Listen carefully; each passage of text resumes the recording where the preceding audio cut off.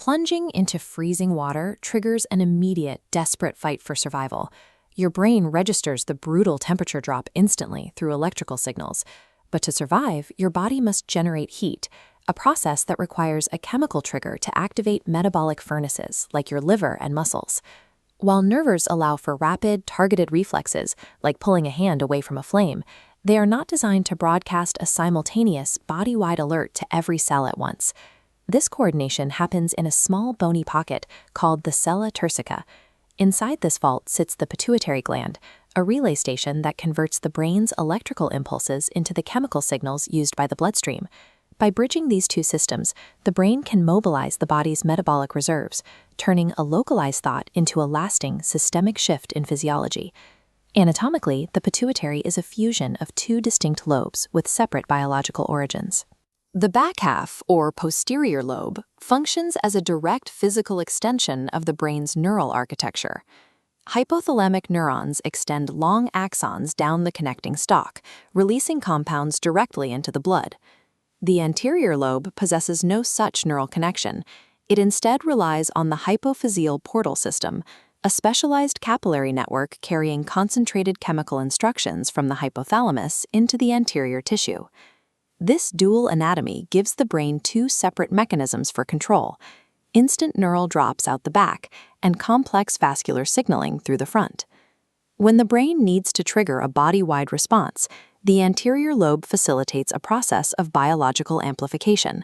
The hypothalamus secretes a microscopic trace of a releasing hormone into the portal blood system. These molecules travel just a few millimeters down the stalk before binding to the specialized cells of the anterior pituitary. This initiates a powerful response. The anterior lobe pours a surge of secondary hormones into the systemic circulation, multiplying the initial instruction by several orders of magnitude. This chemical wave courses through the bloodstream until it reaches the adrenal glands, located just above the kidneys. In response, the adrenals release cortisol, which alters the metabolism of nearly every cell in the body simultaneously. This hierarchical cascade allows a localized brain impulse to be scaled into a synchronized total physical reaction. But an amplification cascade this potent requires a precise limit.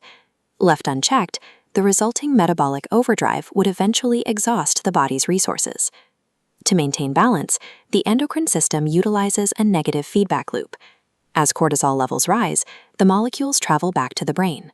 Once they reach the hypothalamus and pituitary, they bind to receptors that inhibit further hormone release, functioning like a thermostat that cuts the power once a room reaches the correct temperature.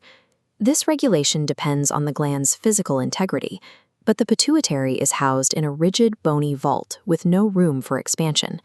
If a tumor develops on the gland, it is forced upward out of its pocket, eventually pinching the optic nerves that cross directly above it. This leads to a specific loss of peripheral vision called bitemporal hemianopia. Human organs function as a synchronized network rather than isolated units. They remain dependent on this fragile, pea-sized relay to ensure that systemic changes occur in a controlled, predictable sequence.